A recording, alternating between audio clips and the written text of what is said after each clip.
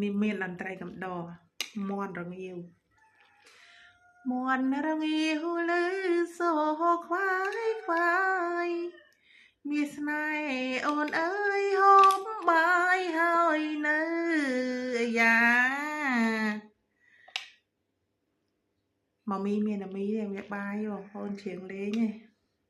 ហើយក៏ចាំតែប៉ុណ្្នឹងទៀត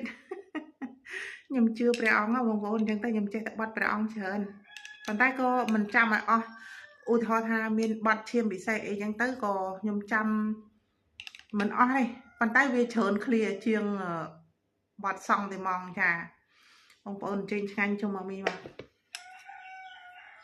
បងប្អូនទៅមកនឹងងាវហើយ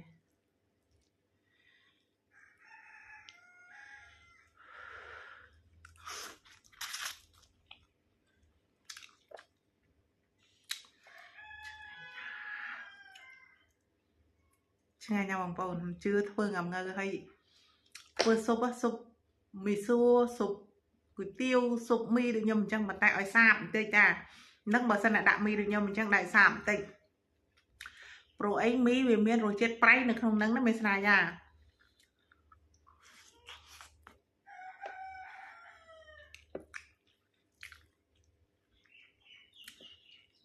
តែបើថាស៊ុបយើងទិញដូចបាញ់សុងនៅស្រុកខ្មែរយើងមកធ្វើស៊ុបដូចខ្ញុំញ៉ាំម្ដងបងប្អូនបើមានគេលក់គីឡូយកមកហូបឲ្យល្អជំនួសបាយបាន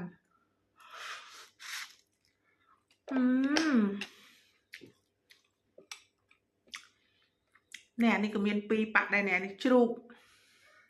អានេះមន់បងប្អូនខ្ញុំឆ្ងល់ឡមកជូរត្រីឡអីបងប្អូនខ្ញុំហូបសឡបានប៉ុន្តែត្រីខ្ញុំហូបអត់ចូលហ្មងខ្ញុំនិយាយតាមត្រង់មកពីត្រីមិនដឹងឬមកពីស្អីខ្ញុំអត់យល់ហើយបងប្អូនហើយចង់ហូបណាស់ត្រីប៉ុន្តែត្រីសុកនេះវាខ្លាញ់ពេក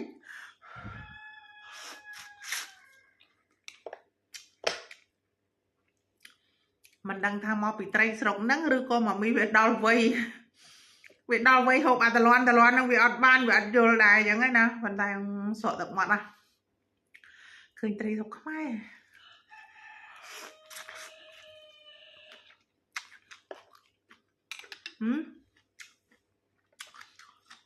ត្រីស្រុកខ្មែរហូបតាំងពី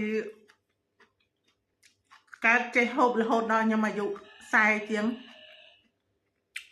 បានខ្ញុំមកនៅស្រុកនេះហើយខ្ញុំមិនធុញមិនតលន់ត្រីស្រុកខ្មែរយើងផងចាតែមកនៅស្រុកនេះមិនតាន់មក10ឆ្នាំផងធុញគ្រប់យ៉ាង